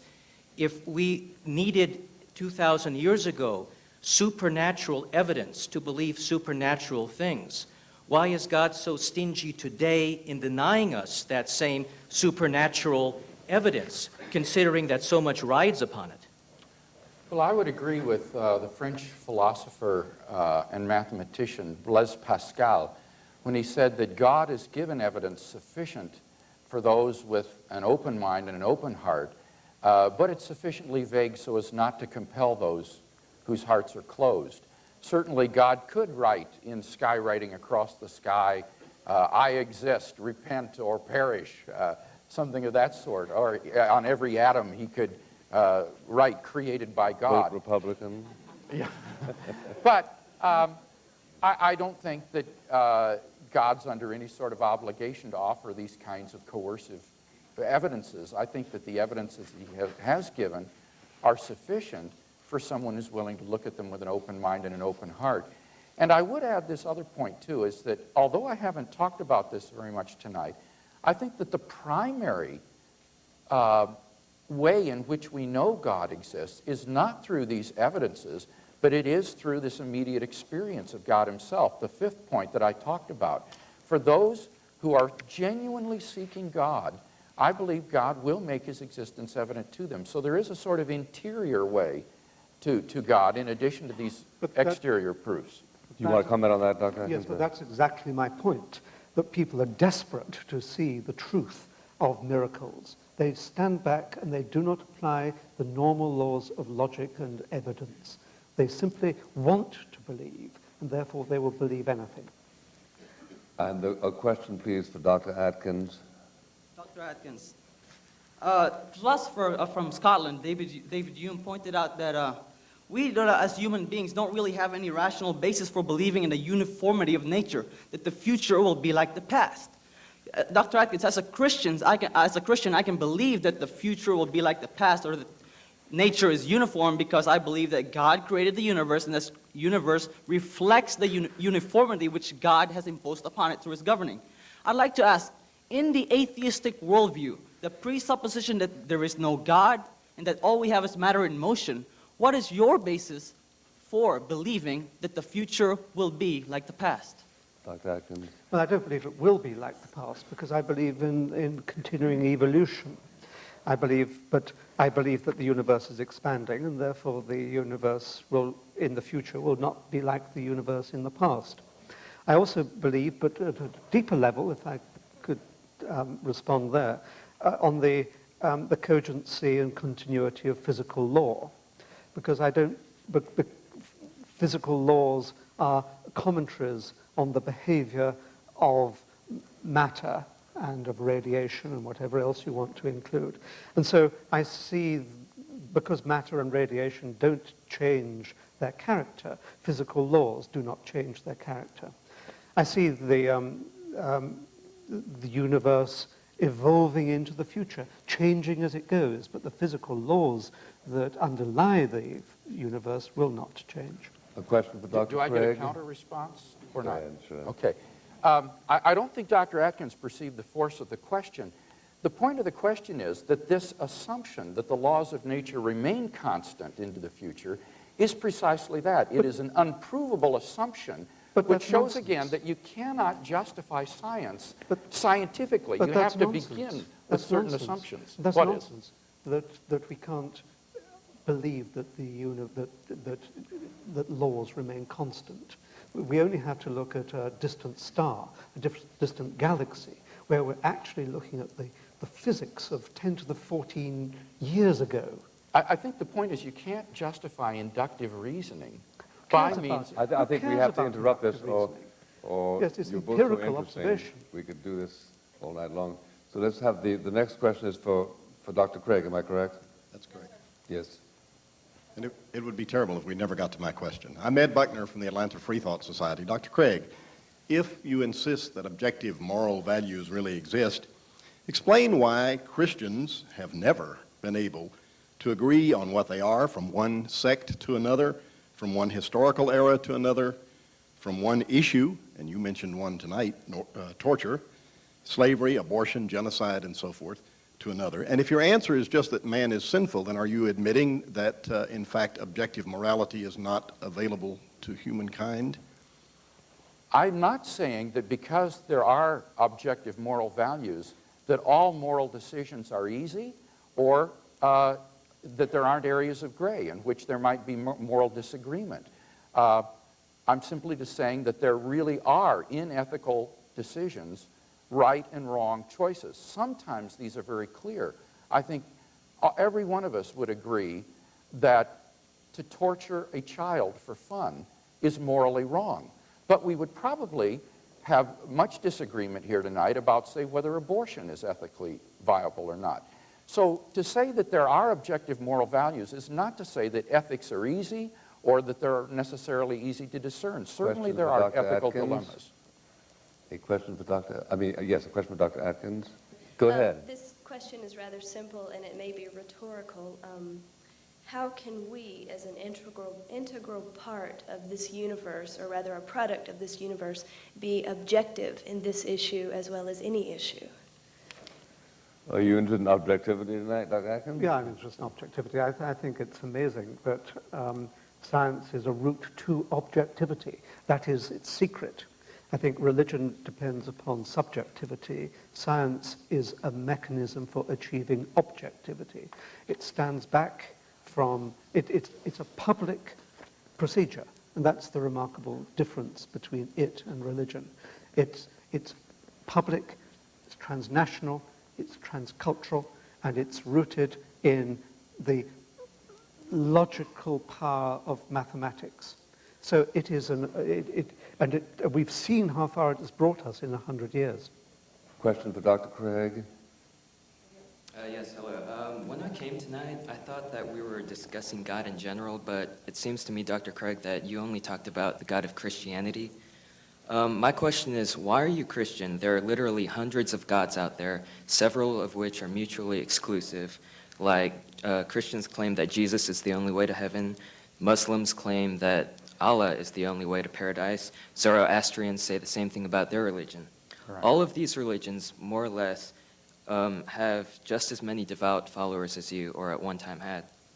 And all of these religions have doctrines similar to the Bible, which can be used to disprove the other doctrines wrong.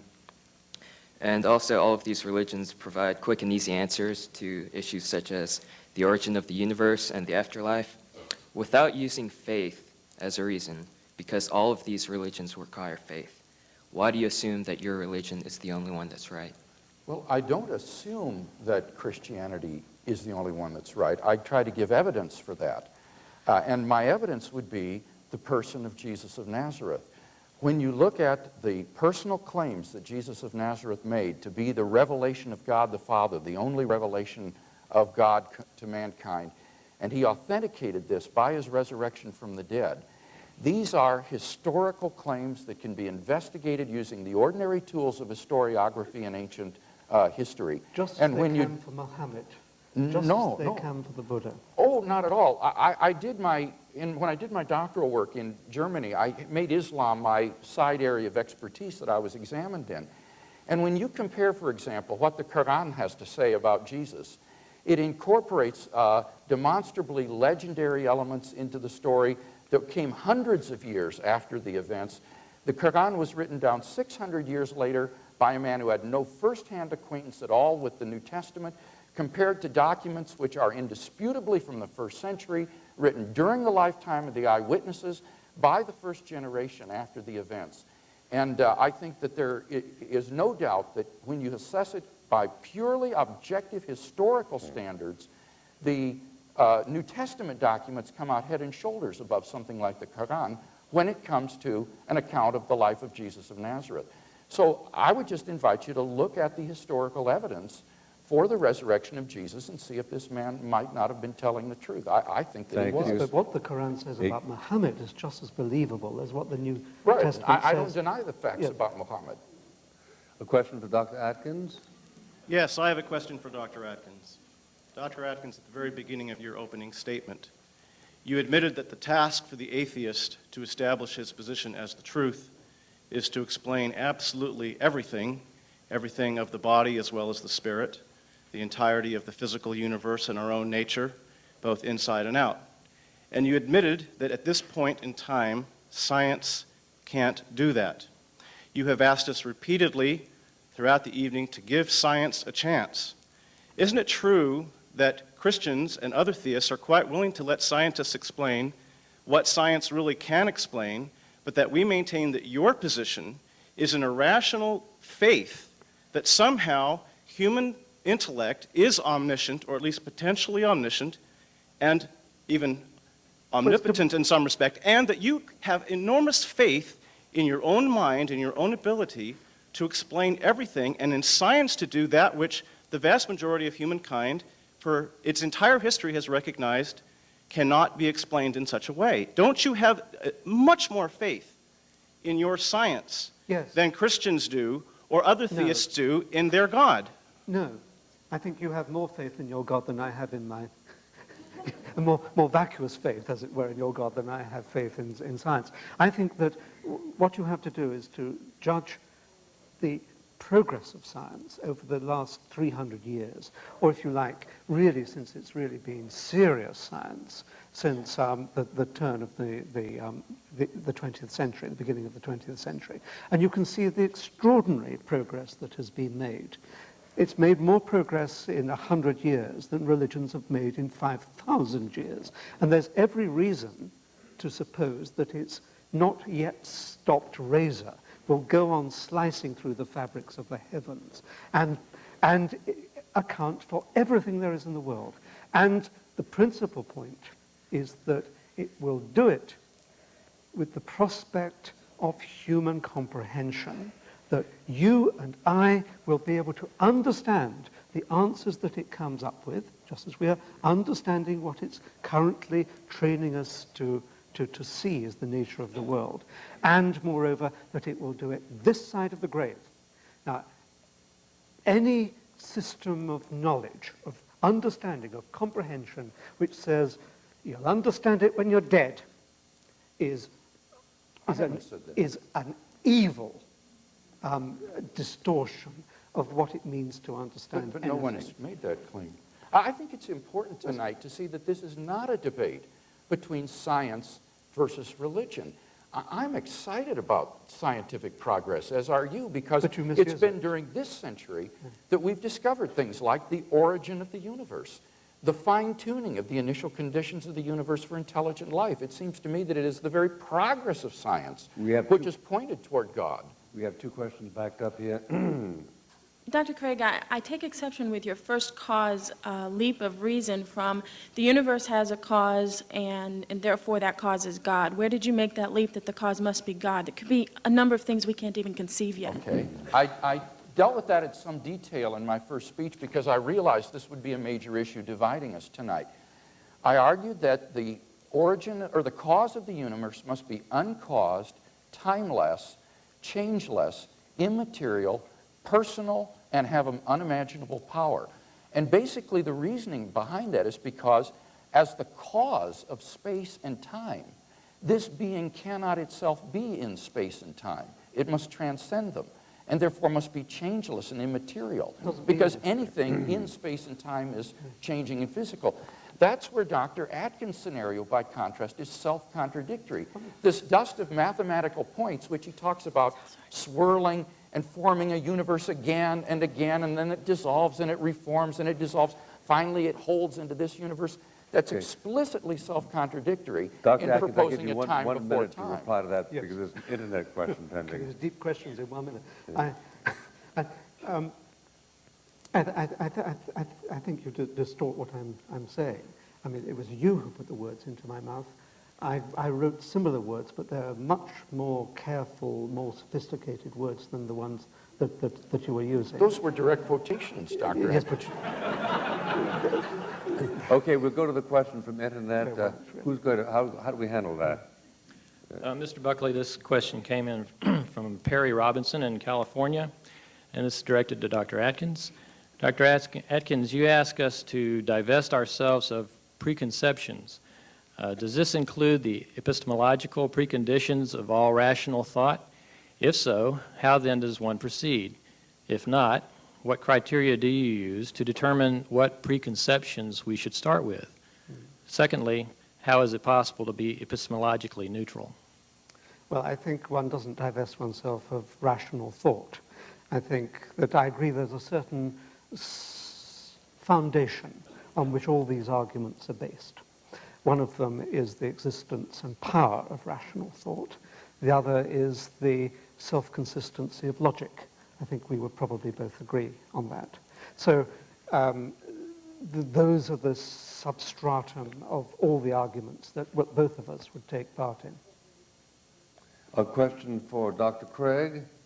Your definition of begins to exist, quote unquote, namely that X begins to exist when, quote, X exists at T. There is no time immediately prior to T at which X exists, and the actual world contains no state of affairs involving X's timeless existence, close quote, contains one clause that is not known a priori by any means, and one that seems decidedly ad hoc. How do you answer those that claim that your use of this definition is unjustified and disingenuous? Boy, Donald, why did you pick that one off all those from the internet? This concerns a philosophical definition of what it means to begin to exist.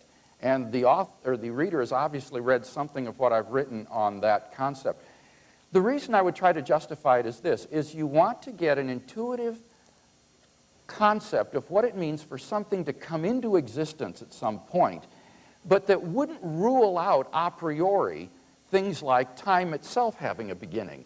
So, for example, you couldn't say to begin to exist means to exist at a time t, and that there is a time before t at which this thing doesn't exist, because then time itself couldn't have a beginning, because there could never be a time before time. So my attempt was to craft a definition which would capture our intuitive idea of something beginning to exist, but wouldn't rule out a priori things like the existence of a timeless being or the existence of a beginning to time itself. But you see, a timeless being is just gobbledygook. It doesn't mean anything at all. Oh, not at all. I don't see any reason to think that this is incoherent. You have to give an argument for that. A question for Dr. You have Atkins. to give the argument for the existence of a timeless being. If you Not claim my that, I gave an argument for the existence. You are claiming that there is a timeless being.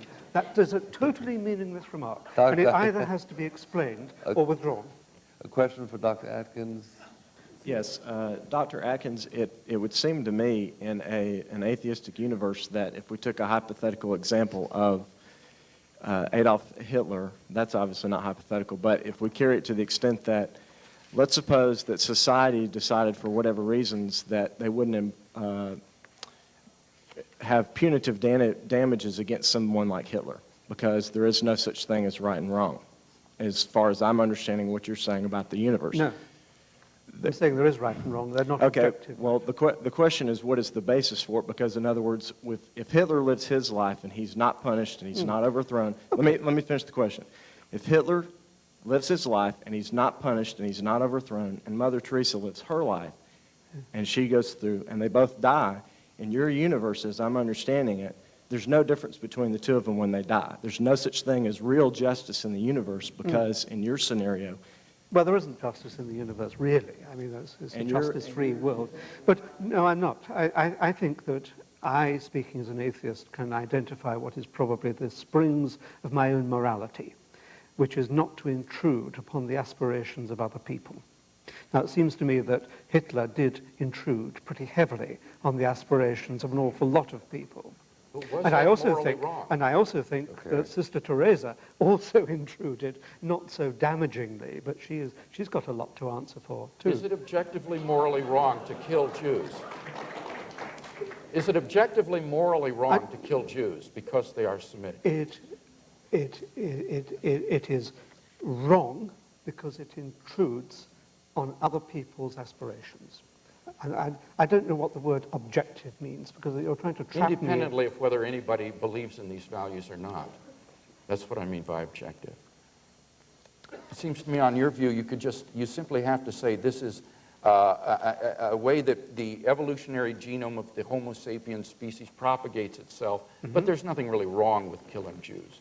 Well, I think if you were to turn that into caterpillars and wasps, then they kill each other and they don't have qualms about it. Right. It's just because we have an intellect that can analyze what is really involved in killing the Jews. And we find it repugnant because it's an intrusion into their liberties, thwarting of their aspirations. It's doing something that we wouldn't want to be done to ourselves. It's all those things. Good and evil is a whole complex of responses and behaviors which we, being conscious beings, can judge the consequences of. Dr. Atkins, Dr. Craig, ladies and gentlemen, excuse me, I've been told to make a few closing remarks because we have to cut out exactly at 3 minutes and 35 seconds. I want to thank the principals very much for their enlightening and impassioned contributions, and to thank you all, and especially you over there who are so annoyed by my partisanship. My role is a little bit difficult here, so what can I say that is consistent with the role of the moderator? Well, I do remember that Mencken was once asked, what if after he died, he all of a sudden found himself in the company of angels? Well, he said, I guess I would say, I was mistaken. Now, I don't know whether it is a part of the faith of atheism to acknowledge the possibility of being mistaken. But I do think that the arguments tonight do strengthen the relative moderation of one position over against another. I think I heard Dr. Atkins say that a belief could not be defended if in fact it failed to prove everything and to make everything understandable. That has not been my understanding of it. In my book, I quote the theologian, the bishop actually, Butler. He was cited once by somebody who said, well, you know, Butler had the only answer you can give in a situation like that, which is that if he had made the universe, things would have been a little bit different. Butler's escape, I find extremely useful, i.e., there is a lot about understanding and about these quarrels, which would be more transparent if you had created the universe and faced up to all these quantities. But I do think that I can't go to sleep tonight without giving some vague communication of my own sentiments in the matter. And they are, it seems to me that there is a poetry in the one position that does not require satisfactory answers to all questions. Still, to the extent that we are concerned with the empirical argument, I was much boosted when I read at age 17 the comment 100 years ago by somebody who turned to the young scholar and said, I would rather believe in God than believe that you can deduce Hamlet from the molecular structure of a mutton chop. I find that still a persuasive argument, and I incline towards it. If one wants to say, how possibly can you account for the existence of man in a world created by God, I think of Professor G.D.H. Cole. he missed the train from Oxford to London one day and sat down rather grumpily to wait for the local train, because the express train didn't stop in Oxford. A few minutes later, the express train unaccountably did, so he simply opened the door and sat down, and the train took off. And the conductor approached him and said, "Sir, the train doesn't stop here." He said, "I know, and I'm not in it." Thank you, and best of luck to both of you.